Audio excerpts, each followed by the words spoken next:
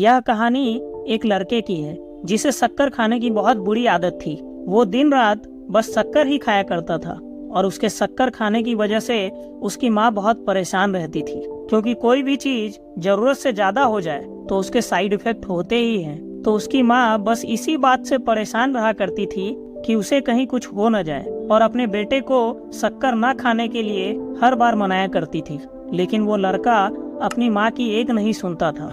तभी उसकी माँ को गांव में रहने वाले बाबा जी की याद आई, क्योंकि लड़का बाबा की बात कभी नहीं टालता था। वो उन्हें बहुत मानता था, उन्हें बहुत पसंद करता था। तो उस लड़के की माँ लड़के को लेकर बाबा के आश्रम पहुंची। बाबा जी एक पेड़ के नीचे बैठे हुए थे। उस लड़के की माँ ने बाबा से कहा, बाबा जी, आप मेरे लड़के को बस इतना कह दीजिए कि वो शक्कर ना खाए।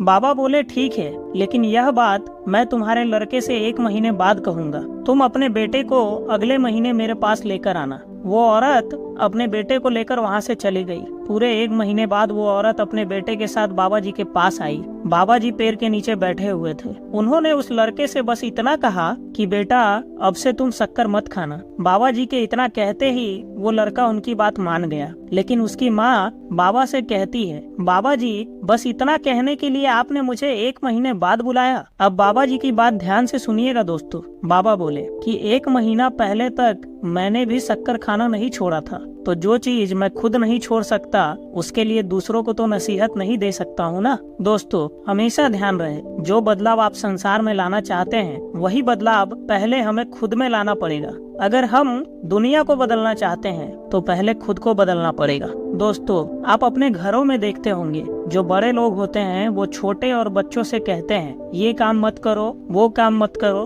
पर वो खुद ही उस काम को कर रहे होते हैं। तो जरा सोचिए, उससे उनकी बातों का बच्चों पर क्या असर पड़ेगा। सोचिएगा जरूर।